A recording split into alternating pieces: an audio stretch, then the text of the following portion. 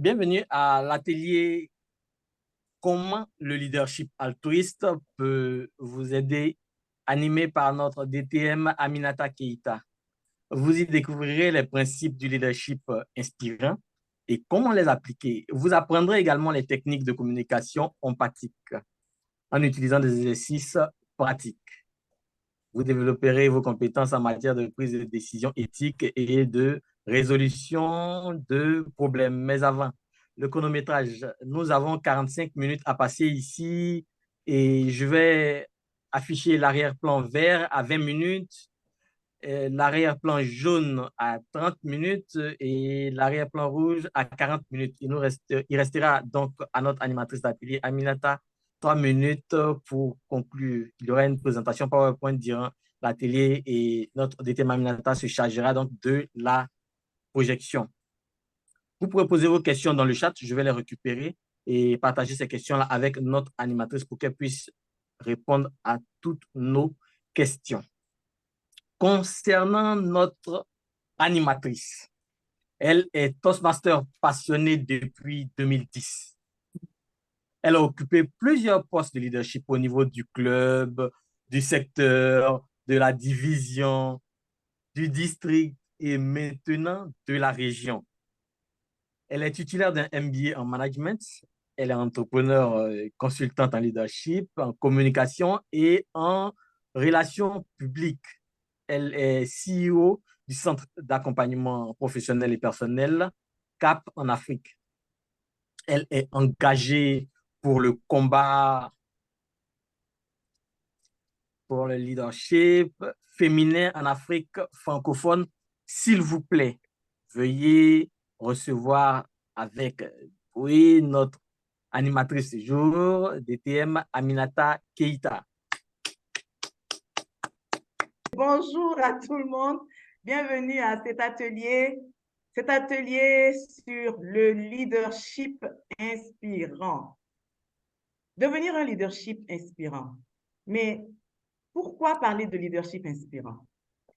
Le terme leadership est tellement populaire, une vraie star parmi les mots. Tel n'est pas un bon leader, oui, c'est un bon leader, c'est un mauvais leader, oh, ce n'est pas leader de faire ceci, mais en fin de compte, qu'est-ce que le leadership et pourquoi parler de leadership inspirant? Qu'est-ce qu'il y a derrière le nom leadership inspirant? Ah, le service. Aujourd'hui, mesdames et messieurs, parlons ensemble d'un aspect très important du leadership. Cet aspect qui s'impose aujourd'hui à nous dans le cadre de nos activités courantes, dans nos familles et dans notre vie quotidienne. Je vous propose d'aller tout de suite dans le vif du sujet et de parler de clés qui nous permettent de développer notre leadership de service afin de réussir dans tous les aspects de notre vie.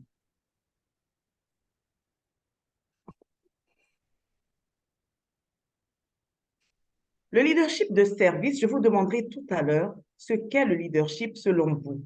Mais déjà, pourquoi est-ce qu'on fait une opposition entre le leadership en général et le leadership de service? Eh bien, c'est parce que de nos jours, plusieurs acceptions du leadership existent. Vous allez entendre parler de leadership objectif, leadership transformationnel et vous entendez parler de leadership de service. Et ce dernier type de leadership, justement, a fait ses preuves en matière de réussite et de succès. Ma proposition, donc, aujourd'hui, c'est de vous amener à vous approprier les techniques de développement du leadership empathique, du leadership inspirant, afin de réussir dans toutes vos activités de développement de projets, toutes vos activités professionnelles et tout ce que vous entreprendrez en lien avec d'autres personnes. Car oui, quand on dit qu'est-ce que le leadership? Pour moi, il y a autant de définitions du leadership que de personnes dans cette salle. Il y a autant de définitions de leadership que de personnes qui existent dans le monde, que de personnes adultes, que de personnes en collaboration ou en interaction avec d'autres personnes. Et pourquoi? Ben, simplement parce que selon moi, le leadership est lié à la personne. Le leadership est lié au style de personnalité de chacun d'entre nous. Alors, je vais vous demander, selon vous, ou alors dans le chat, dites-moi, ou à main levée tout simplement, quel est un exemple de leader pour vous? Quel est un leader? Et dans un leader, je mets femme et homme. Hein. Je ne sais pas si on peut dire encore une leader ou même une leaduse de la francophonie. Peut-être qu'on va trouver le mot qui convient. Mais pour l'instant, sachez que quand je dis un leader, je parle de femme et d'homme. Donc, je veux ensemble que nous trouvions quelques petites définitions communes à ce terme. Dites-moi, un exemple de personne, de leader qui vous aurait inspiré. Quel est votre Superman de leader dans votre vie? Alors, s'il y a des écrits dans le chat, Abel, tu me diras ce qui est écrit, mais sinon,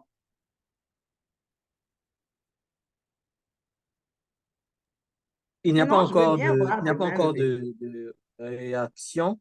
Écrivez si vous avez des noms de personnes qui vous inspirent dans le monde. Selon vous, c'est quoi un leader et pourquoi? Vous pouvez le faire sous forme de mots, pas de phrases, s'il vous plaît. Pourquoi vous pensez que cette personne qui vous inspire est un leader? Juste quelques mots. Il faut qu'on s'accorde parce que je sais que chacun a sa définition du leadership. Je peux lire pour Donc, toi, hein? voyons voir ce que vous en pensez. Dites-moi, Aminata, tu veux que je lise les réponses? Oui, je vois des réponses. Je vois rassembleur, je vois mon mentor, mais le mentor, pourquoi? Ah, c'est un exemple. D'accord? Je vois un leader, n'importe qui a un follower. Donc, n'importe qui a un suiveur est un leader. Vous, DTM Aminata, vous m'inspirez. Ah oui, mais pourquoi? Donc, je veux voir pourquoi est-ce que les personnes vous inspirent? Quels sont les caractères, les qualités que vous voyez en ces personnes? Mandela et DTM Thomas. C'est très bien, mais écrivez-moi des caractéristiques maintenant. Ma maman, oui, c'est très bien. En général, les mamans sont très inspirantes. Jésus-Christ, ah oui, ça, je n'en doute pas du tout. Et le leader, pour moi, est celui qui conduit une équipe d'un point A à un point B. Oui, d'accord. Et cela peut être complété, n'est-ce pas? Mandela, ma maman, Malcolm X, tous ceux et un follower et un leader. La maman, ah, les mamans, elles sont inspirantes. Elles sont inspirantes. D'accord, donc je vois quelques personnes, un humaniste comme Nelson Mandela. Donc on voit ici l'humanisme comme caractère, le don de soi. Gandhi, de par sa vision, un leader est aussi un guide. Le leader est excellent orateur, il est inspirant, il est généreux et il a la force de conviction. Il donne le goût de la suivre. Là, on parle d'une femme leader. Donc, c'est une femme qui nous inspire ici, Jacqueline. Et il donne aussi le goût de s'impliquer. Très bien. Et le leader réunit les forces de Yvon. Nelson Mandela, il est exemplaire. Il fait ce qu'il dit. Quelqu'un qui rassemble, un chef d'orchestre. Tous les prophètes sont des leaders parce qu'ils sont très inspirants, ils sont très convaincants aussi. Pour pouvoir se faire suivre, il faut être convaincant. D'accord, donc on voit ici des qualités de communicateurs aussi. Ils sont positifs, meneurs, rassembleurs, magnifiques. Toutes ces réponses sont entièrement valables. Je voulais m'assurer que nous sommes effectivement sur le même pied d'égalité. Et donc, il est bon de savoir que même s'il y a des définitions isolées en termes de leadership, selon notre propre personnalité, il est bon de savoir quand même que nous nous rejoignons dans certains précis, n'est-ce pas? L'idée de nous amener à faire des choses, il a des suiveurs, etc., etc. Très bien. Nous poursuivons et moi, je vais vous donner ma définition personnelle du leadership. Après analyse et après plusieurs années à Toastmaster et dans la vie professionnelle, moi, je retiens que le leadership est une science humaine Parce que d'abord, on parle de leadership que quand on est avec des hommes. Pour l'instant, c'est avec des humains. Et c'est une science dynamique. On a parlé de réaliser des choses, de nous impliquer, de suivre, etc. Donc, c'est une science qui est dynamique. Elle n'est pas statique. Vous n'êtes pas juste assis là, les bras croisés, et parler de leadership. Non. Quand on est ou quand on se veut être un leader, cela veut dire qu'on a non seulement des suiveurs, mais qu'on bouge. On a la vision, mais on bouge dans le sens de la réalisation de cette vision. Et pour moi, justement, cette science-là, elle découle directement du service aux autres. Vous avez dit tout à l'heure qu'un leader a des suiveurs. Il a des suiveurs. Et ces suiveurs-là, ce sont eux qui vont aider à réaliser la vision du leader. Et donc, il y a quelque chose à faire pour les maintenir en action, pour les motiver. Et cette action de motivation, cette action de communication envers eux, d'interaction, de cohésion, c'est cela le service, justement. Qu'est-ce que je fais pour? Qu'est-ce que je réalise dans le but de et avec qui?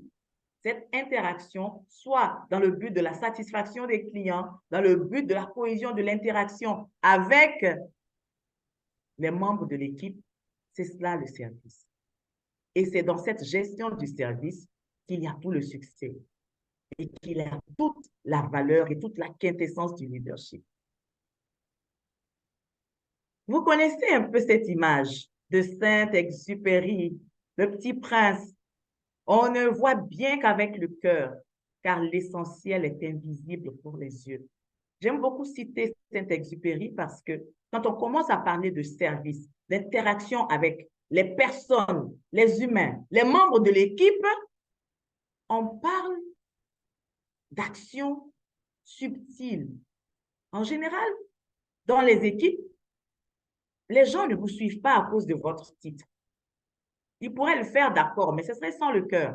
Mais les gens réalisent votre vision parce que vous avez su toucher leur cœur. Et la relation entre cœurs ne se voit pas en général. L'affection qui se lie, l'amour qui se crée ne se perçoit pas. Elle se vit, elle se ressent. Et c'est pour ça que je dis toucher leur cœur et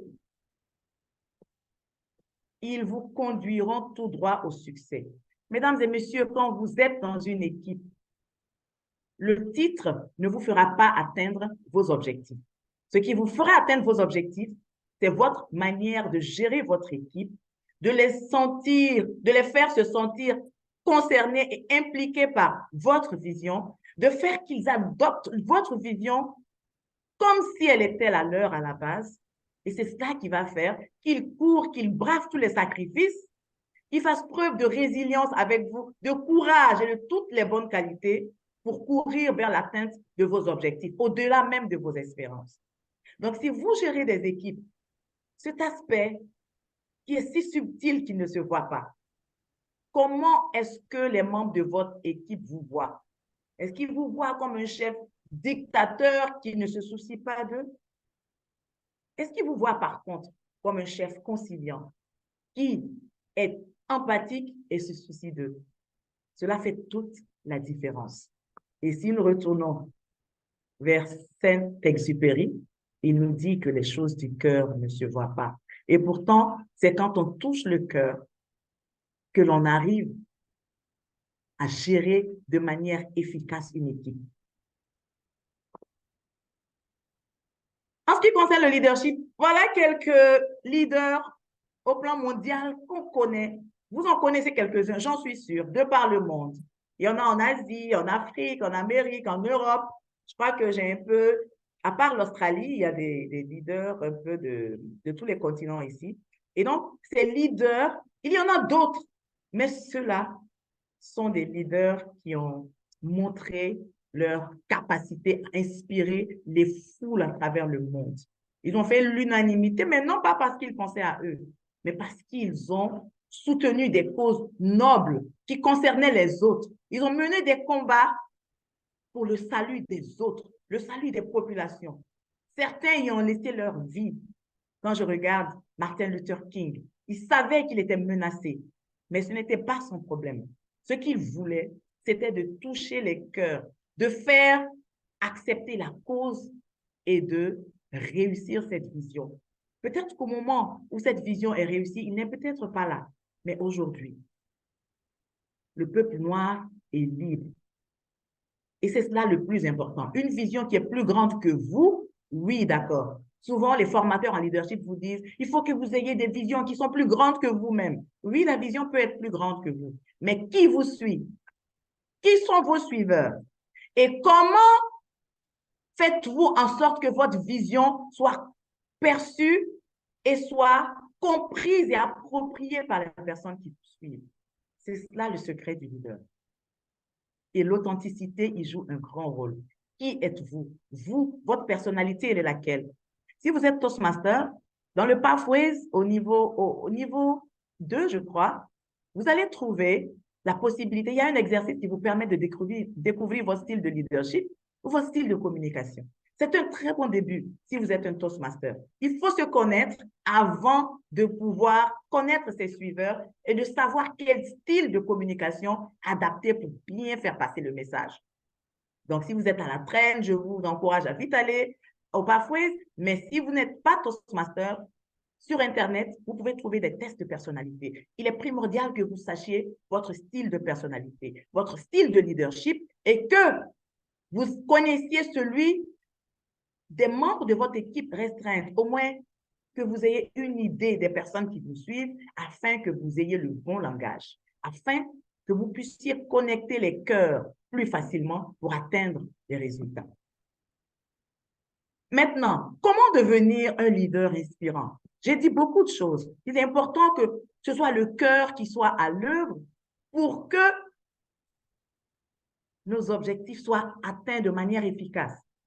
C'est vrai qu'ils peuvent être atteints. Quand les gens ont peur de vous parce que vous êtes le chef, ils feront un peu de ce que vous voulez, mais ils ne le feront pas avec plaisir, pas à cœur ouvert.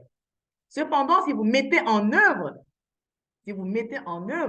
les techniques du leadership inspirant, les techniques de base du leadership de service, je vous assure qu'en ce moment-là, vous allez plus avoir des suiveurs, mais vous allez avoir des amis, vous allez avoir une équipe, vous allez avoir une famille qui est prête à tout pour mettre en œuvre votre vision. Allons-y pour mes 5 clés pour devenir inspirant. La première des choses, c'est l'autonomisation. Vous êtes un leader, c'est sûr, vous avez une équipe, vous avez dit qu'il faut des followers. Donc, quand vous avez une équipe, la première clé du leadership inspirant, ce qui fait que vous allez marquer votre équipe et faisant en sorte qu'elle soit prête à vous suivre et atteindre vos résultats avec vous, c'est l'autonomisation, c'est-à-dire qu'il faut faire en sorte que les personnes qui travaillent avec vous soient responsables. Donnez-leur la possibilité de prendre des décisions. De temps en temps, il faut renforcer leurs capacités de sorte à ce qu'ils soient autonomes, indépendants et qu'ils puissent aussi représenter non seulement eux-mêmes personnellement, mais aussi l'organisation. Il faut qu'ils se sentent intégrés. Et ça, c'est l'autonomisation, qu'ils puissent réaliser des choses par eux-mêmes tout en étant membres de votre équipe. Donc, développer leur personnalité individuelle pour que la force de cette personnalité individuelle-là puisse être mise à contribution dans l'équipe en général. La deuxième clé, c'est l'empathie et la communication. Une équipe sans empathie serait bien triste. Sachez que, je le disais au départ, le leadership est une science humaine. On parle de leadership quand on travaille avec des hommes et des femmes. Donc, ce sont des êtres humains qui ont les mêmes sentiments que nous. Tristesse, joie, qui ont des problèmes, des soucis, qui ont d'autres défis qui sont différents de votre vision à vous. Ils ont une vie à part, ailleurs. Et pour être pleinement épanouis dans votre équipe, il faut qu'ils soient épanouis dans leur vie hors votre équipe. Donc, vous ne pourrez pas tout régler.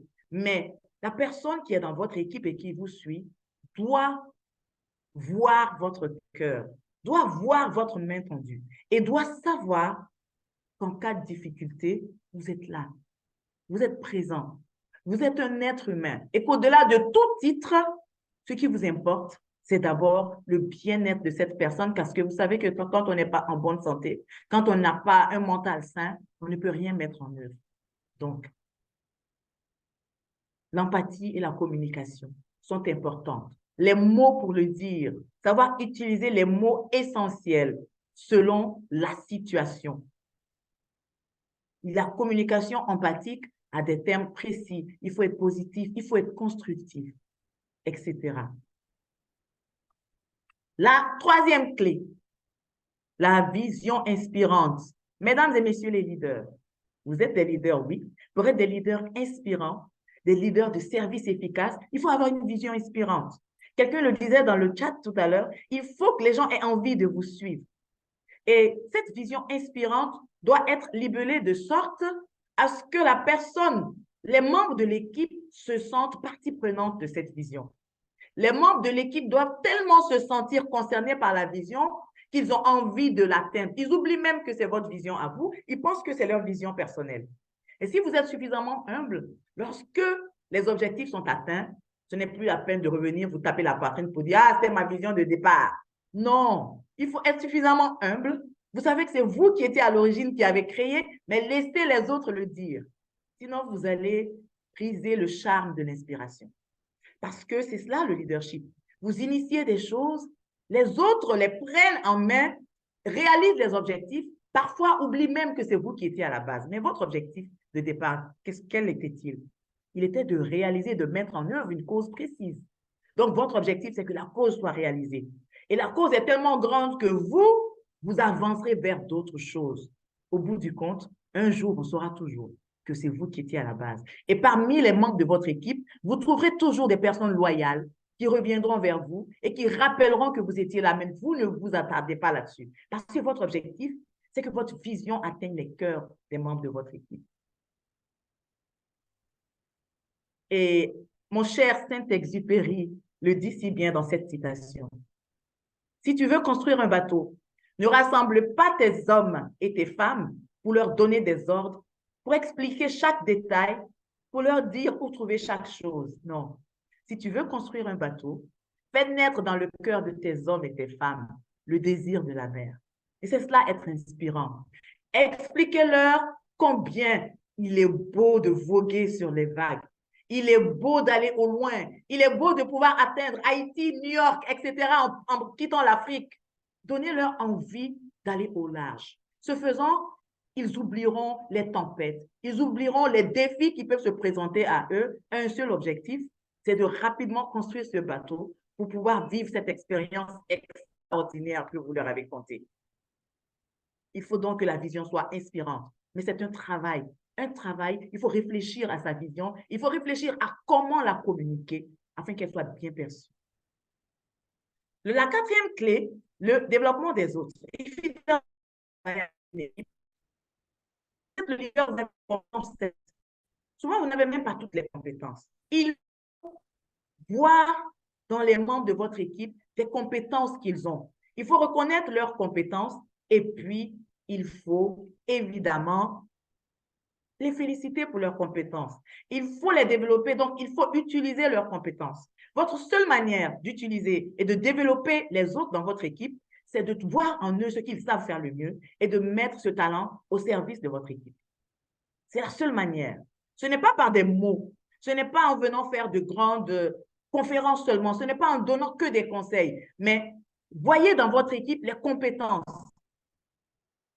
et essayez d'utiliser les compétences au service de l'équipe. Lorsque le résultat est atteint, félicitez les membres de l'équipe et observez, voyez la satisfaction, voyez l'excellence qu'il est, voyez la cohésion qu'il est dans votre équipe.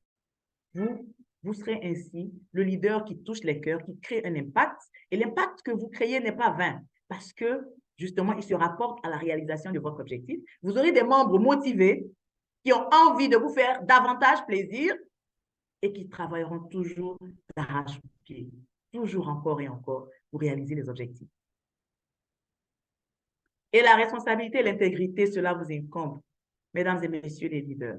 Il est important quand on veut être un leader de service, d'être responsable de ses actes, d'être responsable de l'équipe.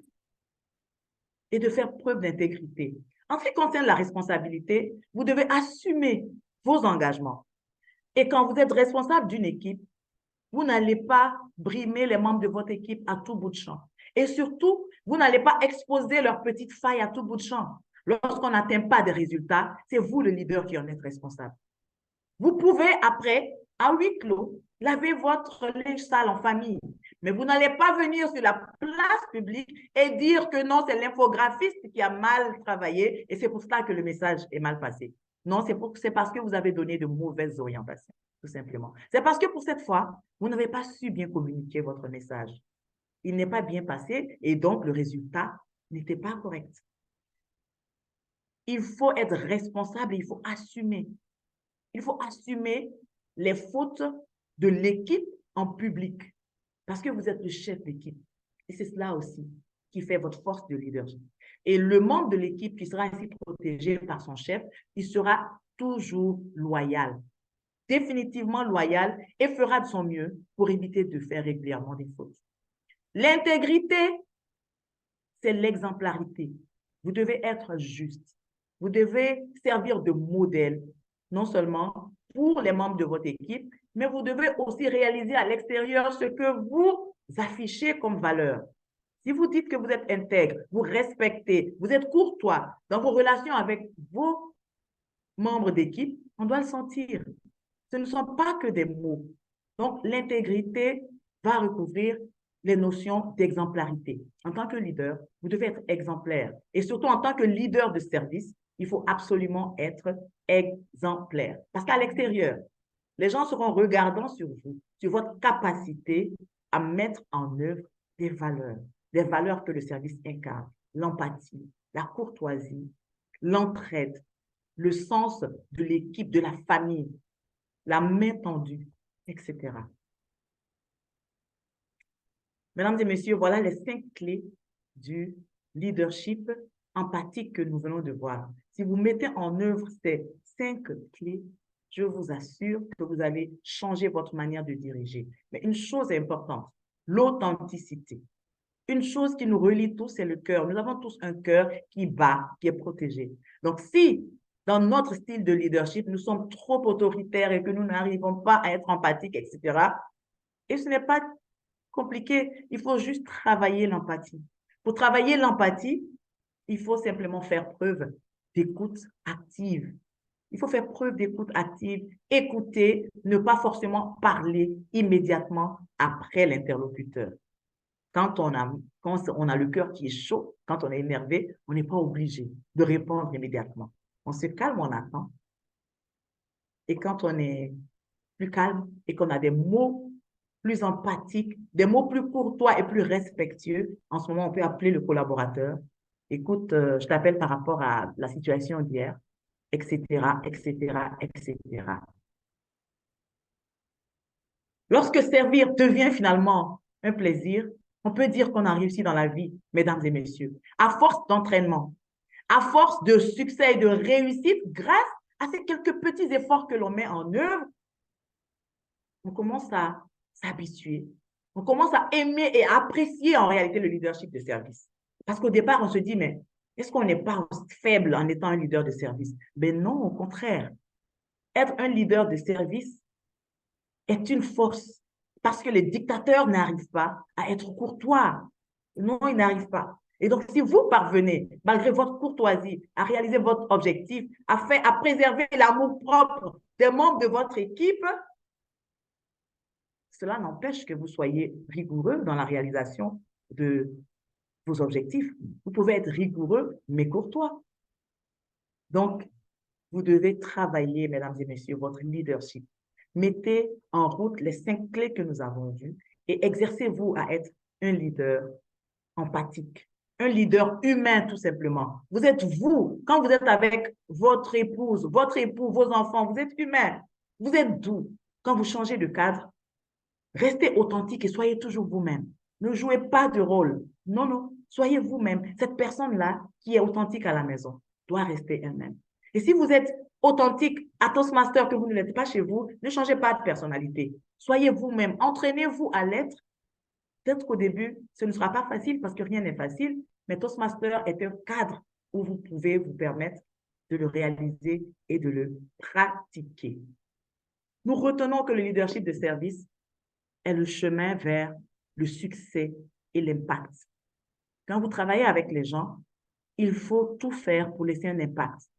Un auteur célèbre disait que quand une personne vient vers vous, il ne faudrait jamais qu'elle retourne en étant dans le même état. Elle doit retourner transformée rien que par le fait qu'elle vous a côtoyé pendant une seule minute. Votre parole, votre geste d'affection, votre cadeau, votre main tendue. En tout cas, cette personne doit retourner chez elle, édifiée, émerveillée et transformée. Que ce soit dans la vie professionnelle, dans votre famille ou à Toastmaster, exercez-vous à être un leader de service, un leader empathique, un leader qui inspire, car c'est seulement en touchant les cœurs des autres que vous laisserez un impact. Il n'y a pas 10 000 chemins, c'est seulement en touchant les cœurs des autres que vous laisserez un impact. Je vais m'arrêter là et si vous avez des questions, je serai ravie d'y répondre. Abel? Oui, c'est bon. C'est bon pour nous. On est dans le temps. Il nous reste encore 8 minutes pour les questions avant qu'on retourne dans la salle principale. Je vois, c'est toi qui as la main levée, Abel? C'était pour t'indiquer le temps. Je baisse la main. Ah, d'accord, OK.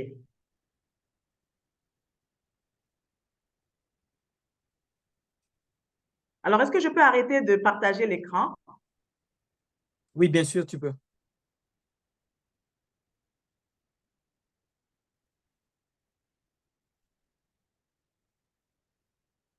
Alors, mes chers, dites-moi, qu'avez-vous obtenu et que voulez-vous savoir? Bonsoir, DTM. Bonsoir. Oui, en tout cas, je voulais vous remercier pour cette formation inspirante pour moi. En tout cas, elle est d'une belle facture parce que je me retrouvais un peu dedans avec le fait que je sois présidente de club. Et j'ai des petites questions quand même à vous poser après cette brillante présentation du leadership de service. Allez-y. Voilà. Euh, je donne un exemple, hein. Vous êtes président dans le cas de Toastmaster, président de club. Vous avez des officiers, vous avez des membres avec qui vous travaillez, mais vous constatez que peut-être les choses ne vont pas comme vous voulez. Je prends un exemple, par exemple, les discours. Euh, le membre veut faire un discours, on se donne les moyens pour trouver, par exemple, euh, un évaluateur pour ce discours. Et les jours passent, et puis 1 heure avant la session, la personne te dit non, je ne pourrais pas présenter mon discours. Alors que tu t'es donné tant de mal à chercher son évaluateur. Une fois ça passe, 2 fois ça passe, mais ça devient une habitude. Euh, Ça commence un peu, c'est vrai, en tant que leader, tu veux doser un peu, mais OK. tu n'arrives pas. Alors, vous, Voilà, et vous un jour n'arrivez comme pas ça, à en vous tout cas, contrôler, c'est ça? Vous voilà, et je n'arrivez pas à dis, vous contrôler. voilà, ben, d'une voix douce quand même, je dis, bon, la prochaine fois, j'aimerais que chacun cherche son évaluateur de discours. Comme ça, quand vous ne pouvez pas faire votre discours, vous allez directement vers votre évaluateur et lui dire, comme ça, je n'aurai plus de mal à m'excuser tout le temps auprès de quelqu'un. Bon, je ne sais pas si j'ai fait mal de dire comme ça ou, Euh, enfin, quelle est d'accord, l'attitude je que vous ai vous compris. adoptez? On va gagner du temps. Delphine, j'ai bien compris la préoccupation. Mais encore une fois, on parle de leadership altruiste, on parle de leadership de service. Donc, il ne s'agit pas de nous. Il ne faut pas se laisser frustrer et fâcher. Il faut qu'on met l'ego. Parce que là, on ne parle pas d'égoïsme, on parle d'altruisme. Donc, OK. le sacrifice ici, dans le cadre du leadership de service, c'est vraiment de travailler son ego. D'abord, la première des choses, vous êtes président du club, ce n'est pas à vous de chercher les évaluateurs, c'est à la vice-présidente à l'éducation de chercher les évaluateurs. Donc, vous, en tant que présidente, quand vous jouez ce rôle qui n'est pas le vôtre, c'est clair que vous êtes dans tous vos états. Donc, j'ai parlé tout à l'heure de valoriser les membres de l'équipe et de les laisser faire des choses, de voir en eux leurs compétences, de les laisser faire. Donc, si en tant que présidente, vous me dites ça, je vois que vous usurpez sur les tâches du vice-président à l'éducation, qui risque de se sentir frustré, etc., etc. Il va y avoir beaucoup et qui ne va pas se mêler de la résolution de ce conflit. Donc, mon conseil, c'est, comme le dit une de nos clés, c'est de parler avec le vice-président à l'éducation. Voilà les quelques difficultés que j'ai observées. Essaye pour les prochaines fois de prendre en compte ces défis et de trouver une stratégie qui pourrait éviter que les membres se désistent comme ça à la dernière minute. Donc ça, c'est dans la stratégie du club.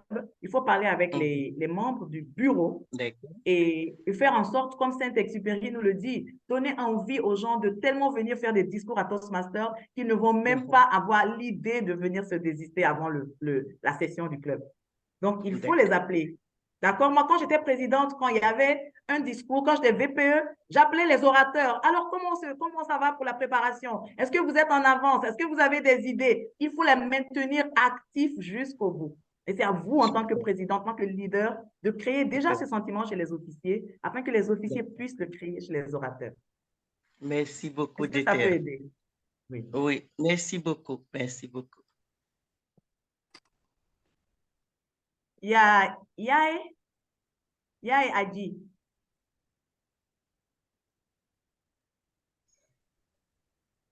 Allô, oui, bonjour. Bonjour. Bonjour, Madame Aminata.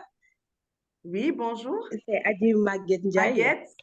Oui, bonjour. Je vous dis bonjour. J'ai beaucoup apprécié votre discours par rapport au leadership, qui est en fait, c'est quelque chose qui est très important dans notre société actuelle. Le leadership, on en a beaucoup besoin parce que les jeunes ont tendance à un peu dévier. Et on a besoin de ces gens-là pour nous inspirer, pour nous donner de la force et pour nous motiver. J'apprécie beaucoup ce côté leadership, mais j'aimerais juste savoir la différence entre le pouvoir, quelqu'un qui a du pouvoir, l'influenceur et le leadership. Parce si aussi je me rapproche un peu de l'influenceur, il a les mêmes qualités que le leadership. Quelqu'un qui influence, on dirait qu'il a les mêmes qualités que le leadership, alors qu'on a tendance à dire qu'il y a une petite différence entre leadership et entre le leader et l'influenceur. Et aussi quelqu'un qui a du pouvoir. J'aimerais juste savoir ces trois mots-là, quelle est leur différence. Merci beaucoup. Merci à tout le monde. D'accord, Maguette. On va y aller rapidement. Et le leadership, c'est aussi de l'influence. Comme je disais, il y a plusieurs définitions du leadership. John Maxwell, pour lui, le leadership, c'est l'influence, tout simplement. Parce qu'un leader, à travers des personnes, va réaliser sa vision ou des objectifs. Et pour réaliser ces objectifs, il va exercer une influence sur les membres de son équipe, mais une influence positive. Donc, que ce soit par du pouvoir ou par simplement une influence positive, le leadership, c'est quand même amener des gens à réaliser un objectif ou une vision précise, d'accord? Maintenant, l'influence peut être exercée de diverses manières. Vous pouvez le faire de manière empathique ou bien vous pouvez le faire de manière très, très dure, n'est-ce pas? Très, très dictatrice et effrayante. Donc, ce qu'on recommande ici, c'est d'opter pour la manière empathique d'influence en réalité. Bon, le pouvoir, c'est quelque chose, c'est une capacité que vous avez à réaliser des choses. Supposons que vous ayez un titre. Heureusement qu'à Toastmaster, on n'a pas trop la notion de pouvoir parce que nous sommes assez démocrates à Toastmaster. Mais dans le gouvernement, par exemple, vous êtes un leader politique et vous avez un titre qui vous donne des pouvoirs, une grande influence sur les autres. Quand vous commandez, les gens doivent le réaliser. Sinon, vous avez la possibilité de les chasser, de les licencier. Donc, vous avez un pouvoir coercitif sur les gens qui est grand. Et voilà, ça, c'est un pouvoir.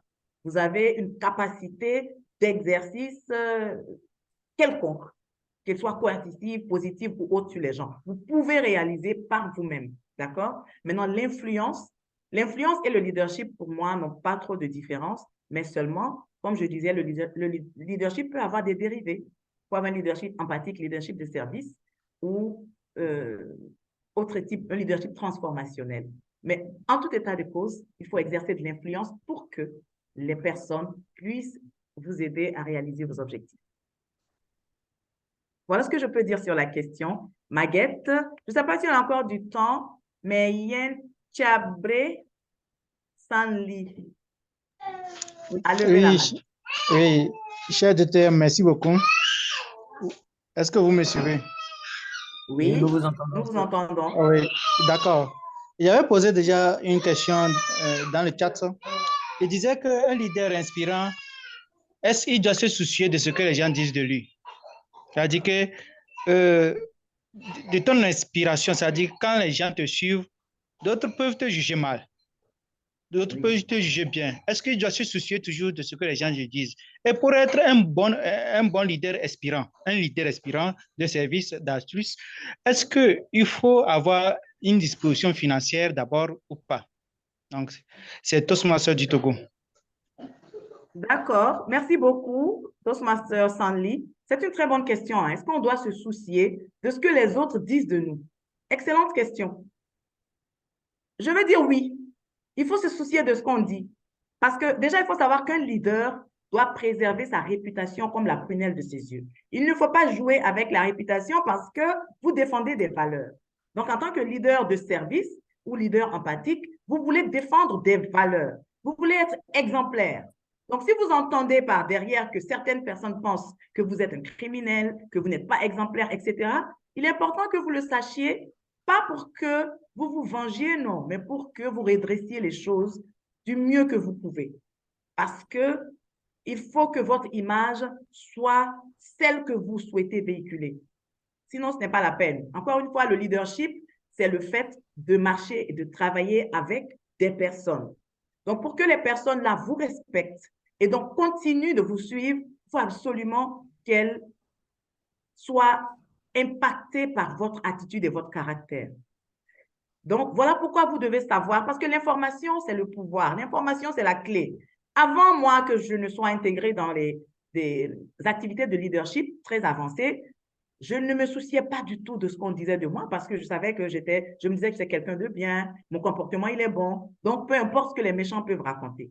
Mais au bout du compte, je me suis rendu compte que dans ma propre promotion, les gens aujourd'hui se parlent beaucoup et tu ne maîtrises pas les réseaux dans lesquels évoluent les gens. Certaines personnes importantes pour toi peuvent utiliser un avis contraire sur ta personne pour prendre des décisions. Donc, ce que tu peux faire, évidemment, tout le monde ne peut jamais nous aimer. Ça, c'est clair. On ne vous dit pas d'aller essayer de vous faire aimer par tout le monde. Ce n'est pas possible. Cela n'est pas possible. Il y aura forcément des personnes qui ne vous apprécient pas. Mais il est important que vous sachiez quelles sont les personnes qui ne vous apprécient pas. Ainsi, chaque fois que vous avez l'occasion, petit à petit, vous allez essayer de trouver le chemin de leur cœur si vous le voulez. Parce que vous ne cherchez les chemins des cœurs que des personnes que vous souhaitez toucher, en fait. Il y a des personnes qui ont des valeurs qui ne se rapportent pas à vos valeurs. Vous n'êtes pas obligé d'aller chercher le chemin de leur cœur. D'accord? Mais si vous êtes président d'un club Toastmaster et que vous avez plein de membres dans votre club et que certains de ces membres-là pensent que vous n'avez pas les bonnes valeurs, il est important que ces personnes-là, vous vous approchiez d'elles pour trouver leur cœur, pour que vous leur montriez votre vrai visage humaniste et humain, que ces personnes se défassent des préjugés qu'elles ont de vous.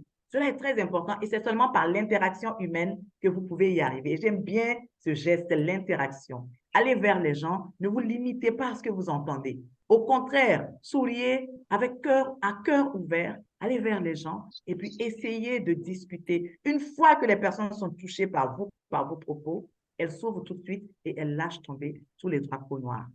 Donc, il y a un travail à faire dans ce sens. Mais oui, en tant que leader, je ne vous dis pas d'aller chercher ce qu'on dit de vous. Mais si vous entendez, il faut prendre compte. Il faut en tenir compte et essayer de trouver des mesures correctives pour redorer votre blason. Vous devez avoir une belle image pour être un leader inspirant, pour que les gens vous fassent confiance. Pour qu'ils vous fassent confiance, il faut que vous soyez exemplaire et que vous respectiez les valeurs. Merci, cher DTM. Avec plaisir. Alors, Abel Bala, je pense que, est-ce qu'on est, on est toujours là? Moi, en tout cas, je suis bien. Oui, on peut prendre encore une question. Alors, Je vois Mohamed Ben Sherif. Ce sera peut-être la dernière question ou l'avant-dernière. Je ne ou sais pas si l'avant-dernière. Serge Denu a quelque chose à dire parce que je vois que Serge, il sourit depuis un moment. OK, Mohamed. Merci Aminata. Vous avez réussi à conquérir nos cœurs ici ce soir. Je vous Ah, remercie. super.